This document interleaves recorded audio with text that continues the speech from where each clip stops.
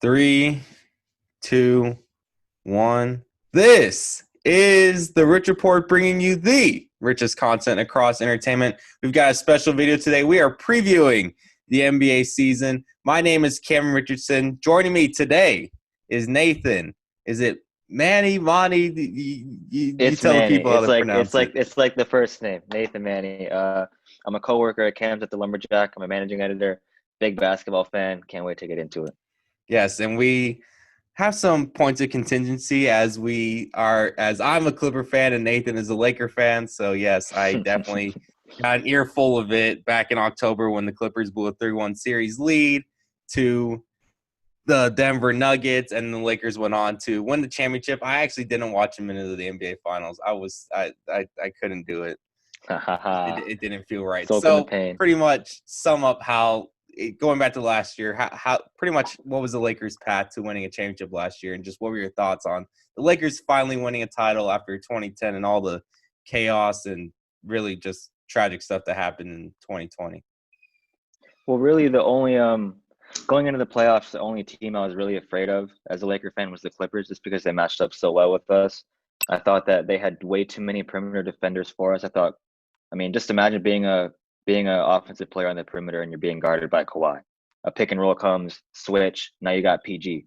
Another pick and roll comes, switch. Now you got Pat Bev. Like they have so many guys who can play D, and they have guys who can stretch the floor. JaMychal Green, Shamit. They matched up perfect, and they were built for the playoffs. But once I saw that they lost to Denver, I was cracking up because I was like, wow, that's it. We just won the championship. No one's gonna beat us now. I mean, the Nuggets are good, but shit, if we got LeBron James, I'm betting on him every time. Yeah, I look, I it's one thing to just get blown out. You're in the 3-1 series league, get blown out in the three games that led up to that. But when you're up in the third quarter of every single game and don't complete it, it's a complete disaster. The Clippers are there needs to be some sort of redemption. Like you cannot blow a series like that and not expect and not have the mindset to just want to come back and destroy everybody. So if they're not coming in with that killer instinct this season, it's going to be bad. But we will start off with the Lakers. And Nathan, I'll ask you, what do you expect from the Lakers this season? How many teams do you think can give the Lakers a run for the money and stop them from defending their title? Well, man, to be honest, I expect us to repeat. We got so much better this offseason. Um, I was real sad to see Dwight go, but replacing him with Marc Gasol, a former Defensive Player of the Year candidate. He's got good feet. He's like slow and unathletic, but in the paint, he's got good feet. He never jumps for pump fakes. He's pretty nimble for his size. He can space the floor, which obviously Dwight couldn't. Um, he lacks athleticism that Dwight or like whatever. How do I say this? Whatever Dwight lacks, Mark has, and vice versa. I was watching Gilbert Arenas' podcast, and he compared Marc Gasol to an older Jokic, what I thought was a pretty good analysis. Um, yeah, we added Mark, we added Wesley Matthews, who's pretty much Danny Green at a discounted price. We added Dennis Schroeder, 19 points per game scorer last year. Would have been a starter on any team that didn't have Chris Paul, I would argue. Um, who else did we add? I'm trying to think. I mean, the emergence Montrez. of Montrez, yes, stole Montrez from you guys. Um, we just got so much better, man. And THT, he's gonna crack the rotation this year. I expect us to repeat for sure. But the only team that I think can give us run for their money is the Brooklyn Nets. The only team I'm afraid of. Not worried about the Bucks. Damn sure not worried about the Clippers. But I just worry, man, because the Nets have. I think they're just built for the playoffs. Any team that has. How do I say this? In the playoffs, I value guys that you can just give them the ball. Like once you played 4 or 5 games in a series and teams know each other's defensive and offensive sets, what it comes down to is just possession by possession, who can get a bucket and who can't. And the team that has KD and Kyrie and LeVert, who's going to have like a team's third best perimeter defender on him because KD and Kyrie are going to get the attention. I worry about them. They can put points on the board. They have two lob threats and two rim protectors and DJ in the fro. They got Joe Harris on the bench. They have guys, man. And I think Steve Nash is. I think the way he's going to coach that team is going to be similar to how Kerr coaches the Warriors.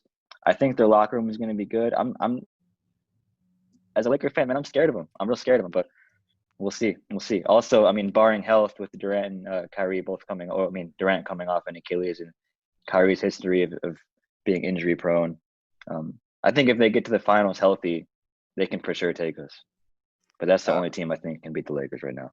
yeah, we'll talk more on the Nets later on, but yes, sticking with the Lakers, I love the Dennis Schroeder signing, and even as a guy that's not a fan of the Lakers, I can say that I think two Lakers will walk out with individual awards at the end of the season.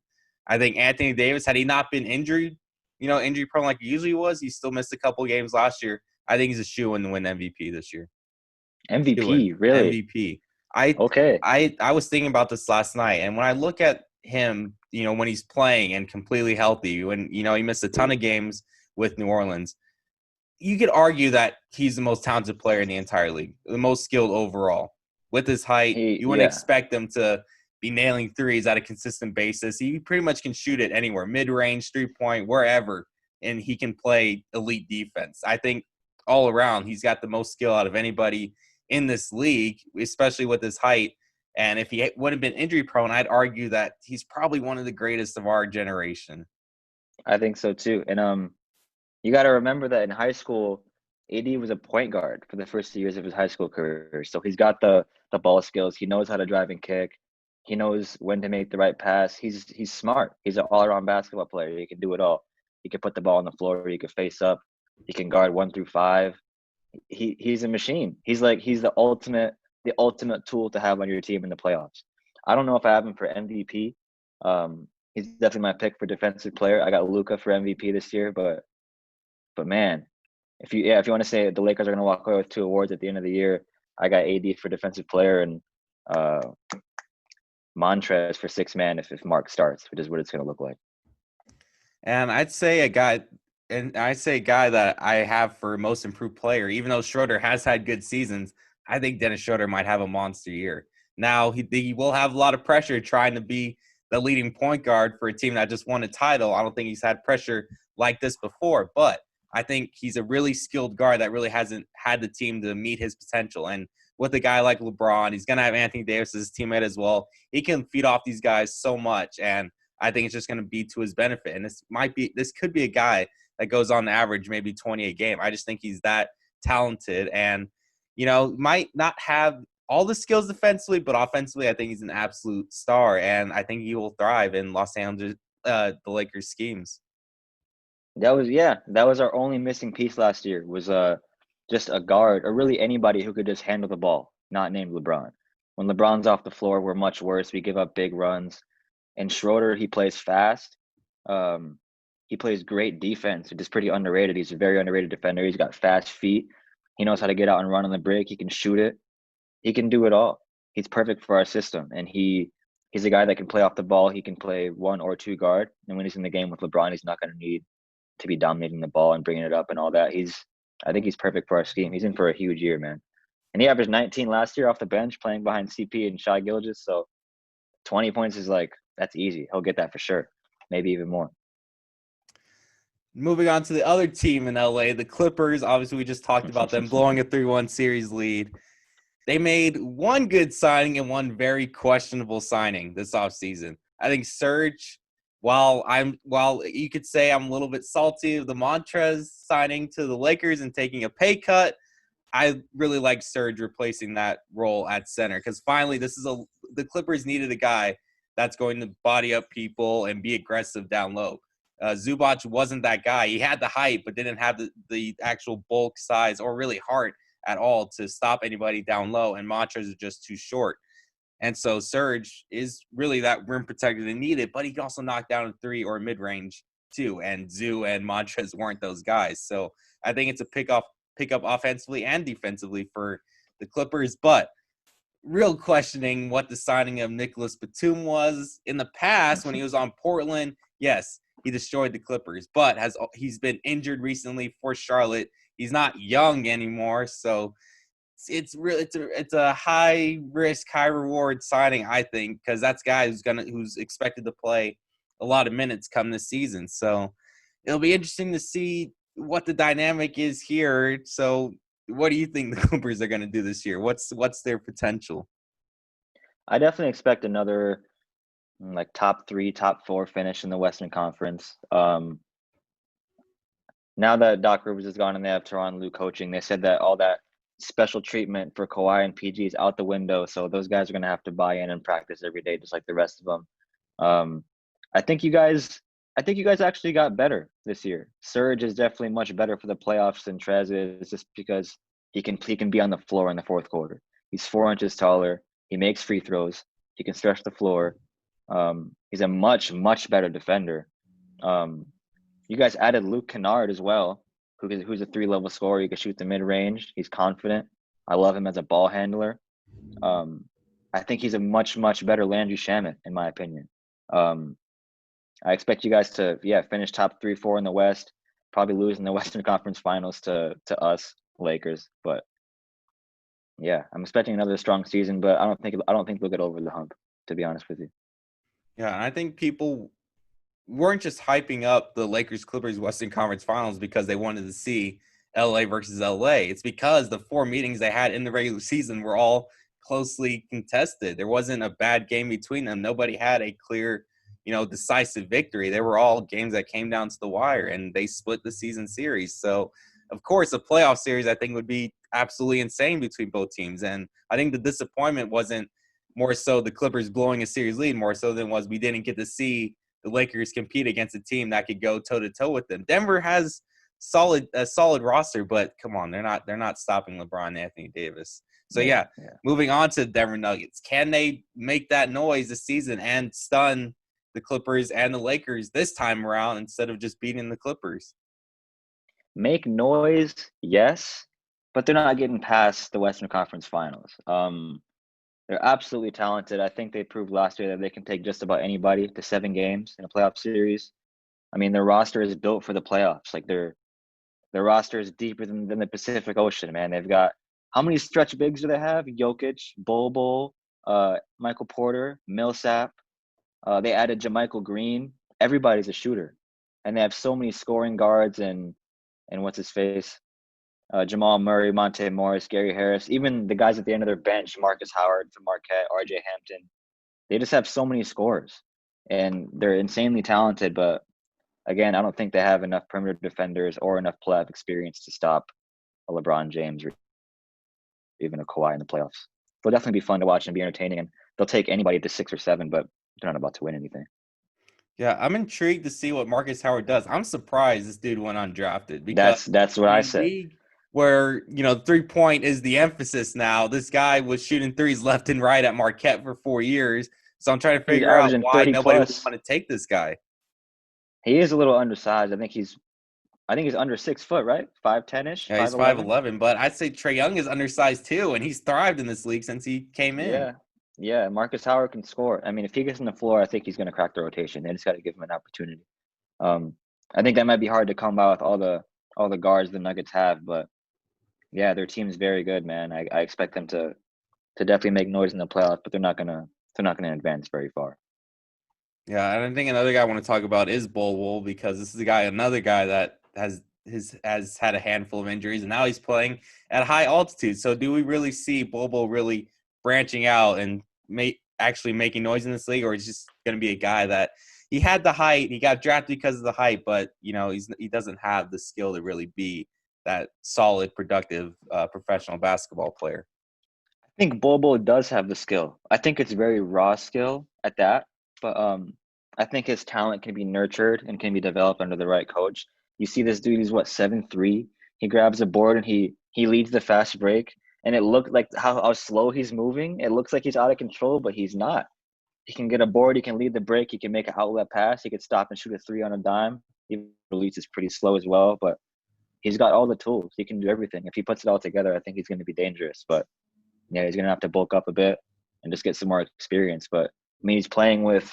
I think Jokic is a good archetype for him to learn behind. They got similar skill sets, and I think Bobo is going to be a monster in the league one day. Yeah, I mean, it's very possible. But I think where the Nuggets fall apart is that they lost Jeremy Grant, their defensive wizard.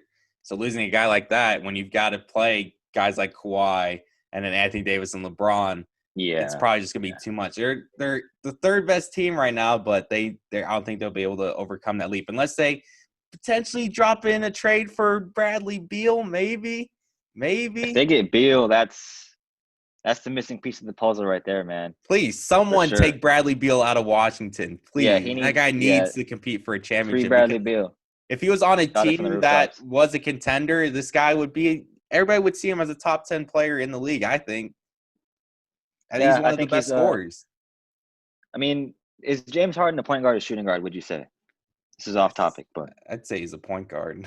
right. So if he's a point guard, I have Bradley Beal and Devin Booker as 1A, 1B best shooting guards in the league. Even over a healthy Klay Thompson, I'd say. Both those guys can get 40 a night. They can lead a team. I mean, look at Brad last year, efficient, almost pushing 50, 40, 90. Uh, the dude's a machine. Like he just proves it every single night. And if he's on the right team with the right system, I don't know, man. If he gets in the Nuggets, though, it's beautiful. I'd love to see that. Not as a Lakers fan, but as a basketball fan, of course. Speaking of James Harden, what will the Rockets do with this guy? Because we've said he's wanted out, and then we see day to day he comes in looking fit, and then the next game he's 50 pounds heavier. James Harden's always been a guy I've never enjoyed watching play. Even back to his Arizona State days, I'm like, this guy likes to hold the ball for 20 seconds every single offensive possession. If he doesn't get the shot he wants, he'll drive in and flop for a foul. Just not a guy that, while he does have all the skill in the world, he just comes off as, I'd say in the MLB, Bryce Harper. Sure, does he have all the talent? But once you get rid of him, you realize how much better you are and how much how much better the chemistry is with the team. Look at the Washington Nationals. They had the talent year in and year out with them. Never won the World Series. The year they get rid of him, they go on and win the World Series. So James Harden, while he does have all the talent in the world, it's just when it comes to chemistry, he's the guy that can come in and just kill it. He's the guy that takes the knife and just stabs everyone in the back.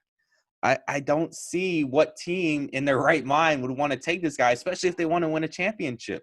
He's just not that guy. He's shown year in and year out that when the going gets tough, he's just going to jack up every three, hope for prayers, and shoot 17 of 65 from three-point and get your team eliminated. It's you want the skill, you want the scoring, but at the end of the day, are you willing to sacrifice your team's chemistry and the happiness of the players in exchange for this selfish guy? I think James Harden at what he is at his most is selfish.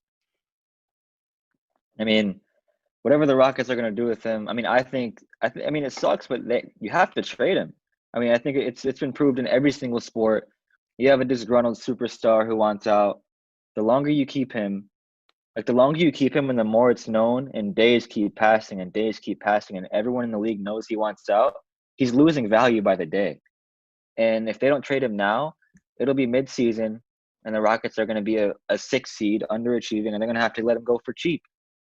If you have a superstar like that on your team and he wants out, they should be looking to trade him now for whatever they can get. I would trade him for, I don't know, what do they? I mean, the Heat and the Sixers are the two biggest suitors. It looks like the Sixers don't want to give up Ben Simmons, but if you can get 2 first rounders, I don't know, a couple starters for him, you got to do it. You have to do it. He's a I think monster, and Sam he, Presti just entered the chat saying you'd give up 2 first rounders. yeah, right. But like, he's got all the talent in the world, like you said. And a couple days ago, I saw an Instagram post from ESPN. There was a former Rockets assistant coach who's not with the team anymore. He came out anonymously and said, when the Rockets have multiple days off during the season, this is like roughly what the quote said. When the Rockets have multiple days off in the season, everyone knows James is going to fly somewhere and party for a couple days. But nobody says anything because he comes back and drops a 50-point triple-double. And all that looks great for the regular season. The Rockets are going to win 50 games, and they're going to put on a show every night. It's going to be hard to stop them and pick and roll in the regular season. But when the playoffs come, that offense is so easy to defend, especially for people that have good perimeter defenders. And let's say they run into the Lakers in the playoffs with AD crowding the paint. They do the same thing every single time on offense. And it's just about, is James Harden going to make the shot this time, or is he not going to make the shot this time? And if you're living and dying by one guy jacking up shots, I'm betting on the other team almost every time. But yeah, the Rockets definitely have to trade him. Yeah, that's the thing. I'm like, who's gonna be the suitors that actually are willing to take this guy and try to win a title? Because It's I just don't see it. What title contender right now needs James Harden? none of them. It's scary because um, you're taking the risk again, like you said, if you bring him in and you have a good chemistry, like I think the Sixers do, the Miami Heat damn sure do. Um, like, can you just imagine adding James Harden to the Miami Heat? What does that defense look like? Jimmy Butler's gonna want to rip his head off after 2 weeks. I just I don't know. If I'm a fan of any contending team, I'm scared about adding James Harden. Unless it's like a 1 year rental or whatever. But he might be better off like being like Westbrook and being sent to a poverty franchise to just pad stats and just rot there, I suppose. But like I don't know. I don't think he fits on any current contenders. Yeah, I mean, he's a guy who's going to score 30 points per game, night in, night out, but he's not the guy that's going to be at practice 24/7 working on, everything to get better. He's not going to be a guy that's working on his defense. No, instead, when everybody's at practice, he's going to be at a strip club in Houston. So that's where shows James up Harden's to at. he shows up to games smelling like tequila, strippers, and lemon pepper wings. Yep. It's scary, dude. It's scary when that's your leader and he's like, I don't know, like when you have all the other guys on your team seeing this guy take whatever opportunity he can to just leave the team. Like, what are we doing here? What are we doing here? Like, I don't know. I think we've seen the best from James Harden. He's a regular season monster. He puts on a show. He's going to be in the running for MVP every year, but his team's just not going to get it done in the playoffs. At least not with him at the helm. I agree. Now, going back to the Brooklyn Nets. Now, when I look at this roster, on paper, I think this is the deepest roster in the NBA. This is all scary. They have the rim protection. Why not throw out Jared Allen and DeAndre Jordan on the court at the exact same time and say, you know what? Nobody's scoring down here. You want to beat us? You better do it from the perimeter because you ain't coming down here because you will get blocked. I think Jared Allen and DeAndre Jordan, while they don't have the offensive skill, and I know about DeAndre Jordan's offensive skill. It is nothing. Yeah, But these are literally guys that nothing. will get the blocks, they'll get the lobs, and they'll be able to rebound. And you should expect to put the ball in pretty easily when you're at that height and you're able to grab a board and just go straight up with it. But I look at this roster and I look at Kyrie Irving, Kevin Durant, obviously, but then I look at guys who should be stars like Karis LeVert. Karis LeVert would be a star on any other roster in the NBA. And then you also have Dinwiddie, Jeff Green, who's a veteran, Joe Harris, who can knock down the three-pointer anywhere, Landry They Shamet. added Bruce Brown, too. Bruce Brown's a sleeper for the bench from Detroit. Yeah, there's just talent stacked within Brooklyn. So I want to know from you, what do you think their ceiling is? And you said as a Laker fan, you're scared. So can the Nets are the Nets the best team in the Eastern Conference? And can you expect them to get to the finals if they all stay healthy? 1,000%. Right now, I mean, even before they played a regular season game, I think the Nets are better than the Bucks. In a 7 game series, with the proper game plan, I think the Heat showed it last year. It's pretty easy to stop Giannis if you put the whole team together. Giannis gets the ball at the top of the key, and they're doing that 5-out offense like they normally do with Brook Lopez on the perimeter, and the whole paint is open for Giannis to just bulldoze his way to the basket. You put your strongest defender on Giannis, and the next two closest defenders are helping off the shooters to clog the drive. And when Giannis can't drive, what is he? What is he on the offensive end? He's a non-factor. And I think the Nets are smart enough to do that and stop him. And I don't think the Bucks have enough perimeter defenders to stop the Nets' offensive attack. I mean, they've got their third best scorer is Karis LeVert, who can score 20 points a game, and who showed last year when Irving was injured that he can carry an offense. They've got two of the best scorers in modern history. I mean, I think the best scorer of all time in Kevin Durant. Um, they're surrounded by shooters. Again, like you said, two elite rim protectors and two lob threats. Like, I don't think any team can slow them down in a 7 game series. They're a matchup nightmare, especially if they perfect that small ball lineup like they mentioned with Durant at the 5. I mean, they can go Irving, Joe Harris, uh, who else? LeVert, Dinwiddie, who's like 6'6" at the 4, and then 7 foot Durant at the 5. That's like a 2K lineup. That's scary. And I think if they put it together and if they stay healthy, It's gonna be a cakewalk through the East for sure.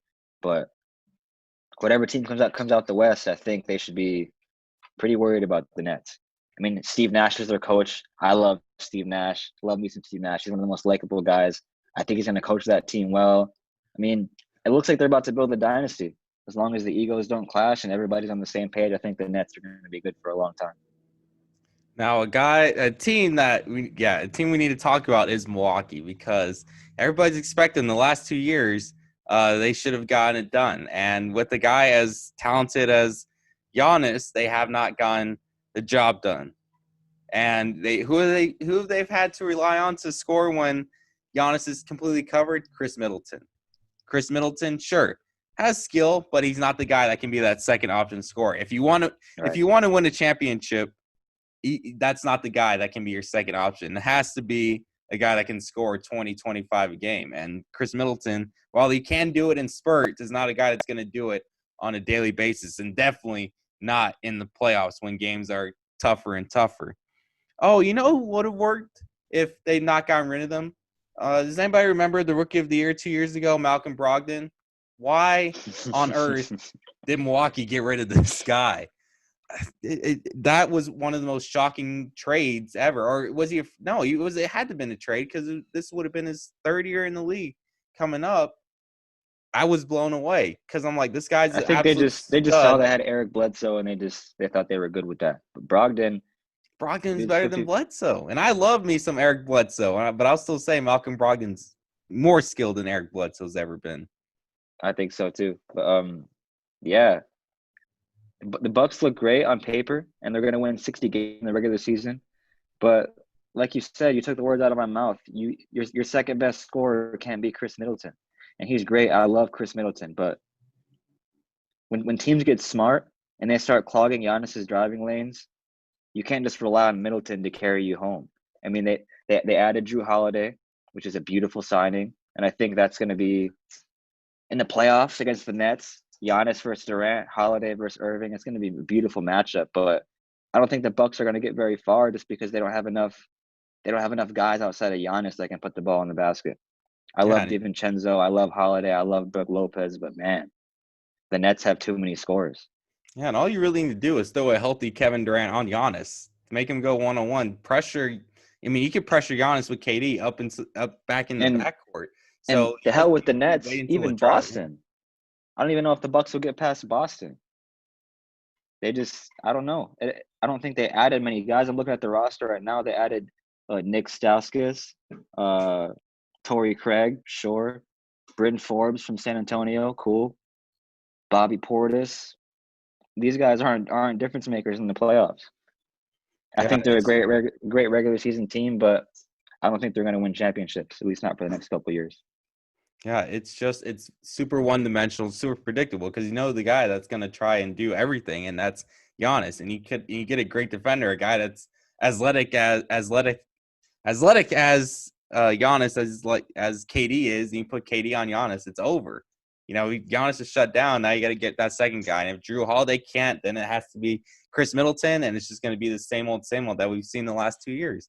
And Milwaukee's just doesn't have the roster that's going to get the job done. I mean, right. Drew Holiday is probably the best, I think, pound for pound, the best perimeter defender in the NBA. But I don't think he's that much of an upgrade from Bledsoe to where they're going to win a championship. Like, I think they got a little bit better with Holiday, but it's not as much of a difference to make the Bucks in consideration for a title. All right, we've talked about contenders and teams that could win championships, but I want to know from you, what's a team that everybody should have their eye on this year outside of, our contenders that we should be watching? Stop sleeping on the Phoenix Suns, bro. I'm telling you. The Suns are nice. I love watching them in the bubble last year. My little brother's a huge Suns fan, so I caught every game. And those guys play together. They have a deep, deep bench. Guys like Javon Carter, he's a beast. He hits corner threes. He plays 94 feet defense. They added Chris Paul, the point guard himself, who's gonna. I think Chris Paul is gonna. What's the word I'm looking for? Chris Paul is gonna expedite DeAndre Ayton's development. I think he's gonna average 20 points a game this year, 10 boards. He's gonna be tougher down low. I love Saric for the bench. I think the Suns' ceiling this year is a 4 seed. I see them in the 4 to 7 range, depending on how it goes. But I think from what I saw in the bubble last year, they can compete. I think they're the way CP like totally transformed the Thunder's offense last year. I think the Suns are built similarly to the Thunder, but they're a little bit better, especially that they have Devin Booker too. I love their roster. I think they're going to be a lot of fun to watch this year. Yeah, the Suns are a team that like to compete. And now Devin Booker gets to take, a step back from doing everything for Phoenix and lets Chris Paul, facilitate, and Devin Booker just get the ball from there and do his scoring. He doesn't have to be the guy that, facilitates other teammates. That's now Chris Paul's job. And the competitive team added on a guy that likes to compete, a guy that likes to win. Sure, Chris Paul hasn't gotten over the hump yet, but he can definitely be the guy that builds a culture in Phoenix. Phoenix needs to rebuild a culture that hasn't really had any since Steve Nash left. So now you bring on another, Hall of Fame point guard like Chris Paul.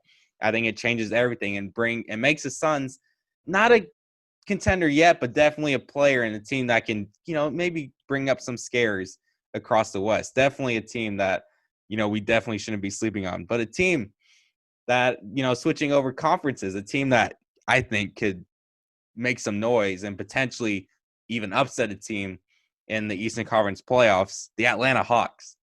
I think Really? they Okay. added I a like that. ton of I like veteran that. talent this season. I think it was a steal taking Bogdanovich. That was a huge signing that any contender Absolute steal. needed to make, and the Atlanta Hawks made it.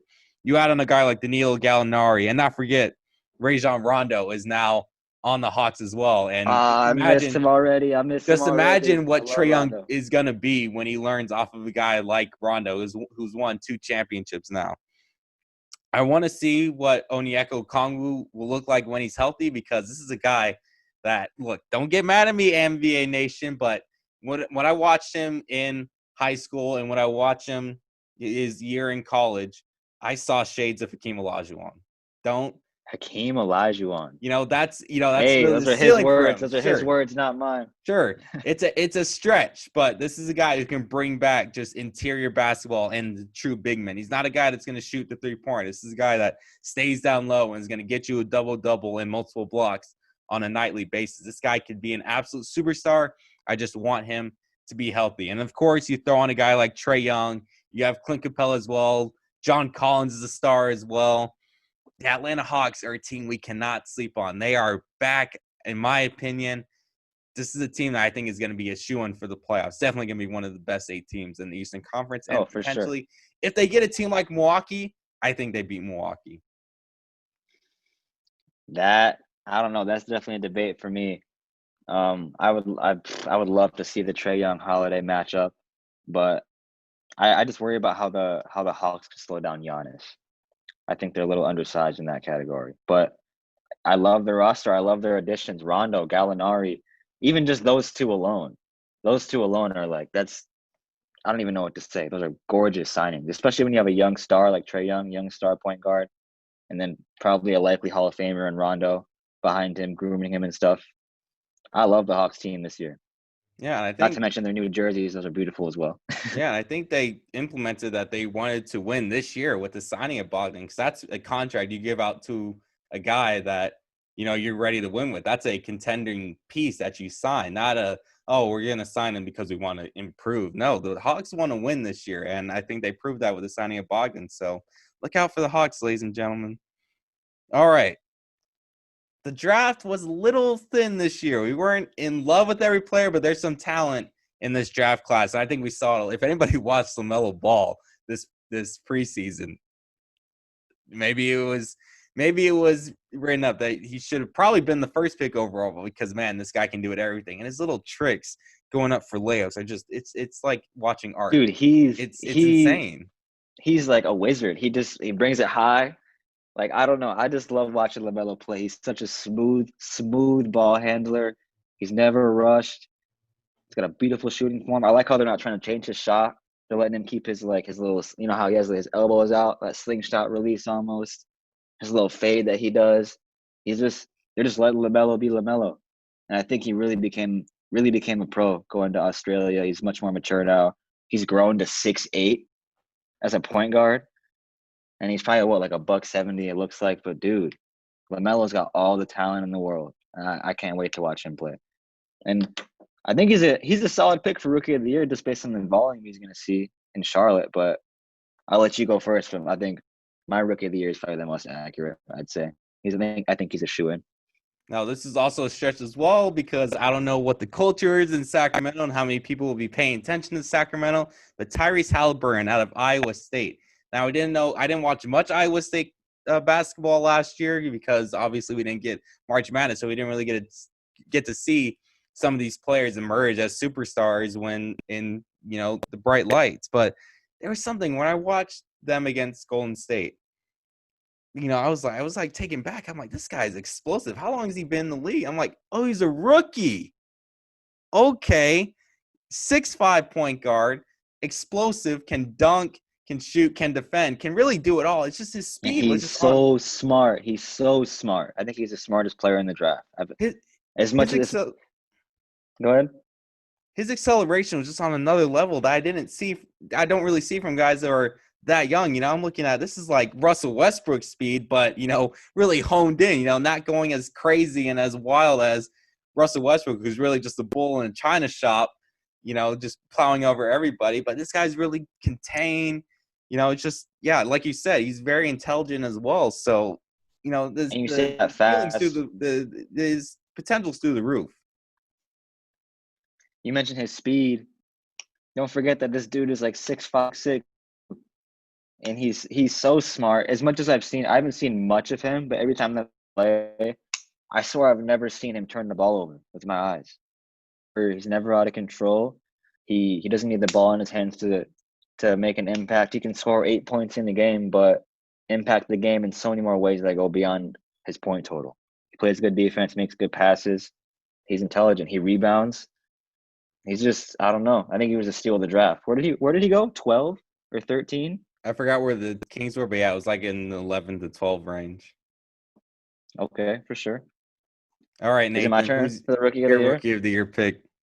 All right, this is probably the easiest choice for me. I think there's a lot of talent and a lot of guys who could steal the award, but James Wiseman, he's in the perfect situation to win Rookie of the Year. He's playing with Steph Curry. He's playing with, how tall is Wiseman? 7 foot, Yeah, he's 7'1", 7 give or foot. take. The other forwards in the team, Kelly Oubre, Draymond, those guys are both 6'7". So Wiseman's going to get 9, 10 boards a game easy. He's going to score 8 points a game off lobs alone. He's going to average like 14 and 10 if he gets a block a game. The Warriors are going to make the playoffs. He's going to have a winning record. He's going to have the stat line for sure, and his team's going to be winning. So I think it'll be a pretty easy selection. Not to mention he can shoot threes too. He hits one or two of those a game. He can average even 15 a game. I think 15, 10, and 1 this year is not unrealistic at all for James Wiseman. No, not at all. And I think people don't sleep on the Warriors either because everybody's like, oh, well, they don't have Clay anymore. So they're just going to, probably be just on the outside looking in, or maybe they sink their way in. But it's still the Warriors. It's still Steph Curry, ladies and Yeah. gentlemen. If anybody saw one of the 2 games against Sacramento, he's still lining up from 3-point. The guy has not changed, even with his recovery from his broken hand. So you cannot, if a team has Steph Curry, you have to be paying attention. So yeah, If the definitely. Warriors had Clay, I'd pick them over the Clippers to get to the Western Conference Finals. No, I The Warriors agree. are still the Warriors, and I think they got better with they added so many like just good wings that can switch 1 through 4, that will rebound, that can get out in transition. Oubre is beautiful for all of those things. He can defend. I'm not a big fan of Wiggins, but I mean, he does those things too. They just have so many like just big, tough wings that can do it all. And if you surround those guys with Curry and Clay, if Clay was healthy, man, I wish Clay was healthy. But the Warriors would just, I think this season they're going to be a 5, 6 seed, but next year, watch out for the Warriors for sure. Now, to end this video, obviously, we're going to end with our title predictions. I think it's pretty unanimous here. And I think it's one of those years where the East might actually be harder and more competitive to decide than the Western Conference, because I think the Lakers are just, uber powered with LeBron and Anthony Davis as one of the deadliest 1-2 combos in NBA history. But there's just, when I look at the West, they're just teams that don't match well with the Lakers. And I think in the East, everybody can match up with each other. So I want to know from you who's going to be in the NBA Finals and, who wins it all. I think the Lakers will repeat, of course. I have the Lakers over the Nets in 7 games. I just I have a hard time picking against. Here's how I evaluate my criteria in the playoffs. The Bucks have been there years. I mean, for years. They have the same team. They're returning the same chemistry. And I think the easy choice is the Milwaukee Bucks just because they look the strongest on paper and they won the most games last year. But we've seen it done from Kyrie and Durant in the finals. You saw Kyrie make that pull-up three over Curry on the right wing in the 2016 finals that arguably won the Cavs the championship. You saw KD just dominate the Cavs. Both of these guys they've proven that they can do it in the playoffs. And I'm choosing the guy that can just get me a bucket in a one-on-one ISO situation over a guy who just needs to dribble and just close his eyes and just bully everybody to the basket for a layup. I'm talking to you, Giannis. I'm taking those two guys in Kyrie and Durant over the Bucks every single time. I think they're just too dangerous. Nobody can match up with Kyrie one-on-one. He can go quite literally wherever he wants on the court with the ball because he's such a great dribbler. Durant can score over anybody. I just don't see anybody stopping those two guys in the East. So give me the Lakers over the Nets in 6 or 7 games. Yeah, I think the Nets will get to the Eastern Conference Finals, but I think Kyrie will fall to his former team that he absolutely killed in the Boston Celtics. I think it's just time for Boston to at least get to the finals. They've come so close, so many years. But I think this time now, with the talent they have, I think now is the time for them to get to the finals. But I just think they'll get blown out by the Lakers in 5. The East, I think, is just compelling for all the reasons of what will Kyrie be when he has to go up against his former team that was just complete chaos. And I want to know, is Kyrie finally going to be the guy that, drops the ego and, has not started off well with his little media tirade. But we're pawns, Cam, both of us. It's just a guy who's got so much skill in the world. They can be the best point guard in the league, but then he killed a team like the Boston Celtics the one year he was there, and it was just a train wreck.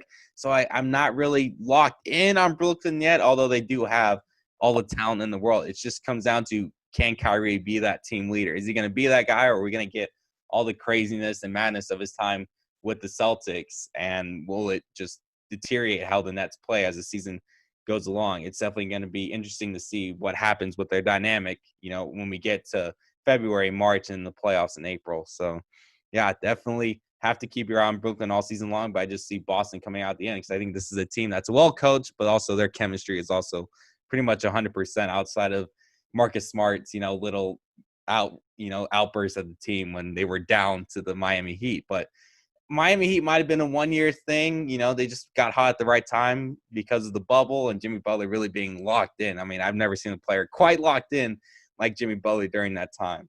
So I still see Lakers and Celtics in the finals, but the East is really the more intriguing conference this year. That will do it for this edition of the Rich Report. Nathan, thank you for taking the time to join me today. I will link Nathan's work for the Lumberjack in the description. Thanks for watching. Make sure to like and subscribe, and make sure to make sure to subscribe to the podcast on Spotify and Apple. Thank you, Nathan, for joining me, and we will see you in our next video. And make sure to listen to the podcast in the next coming weeks. Thank you for watching, and have a great rest of your day.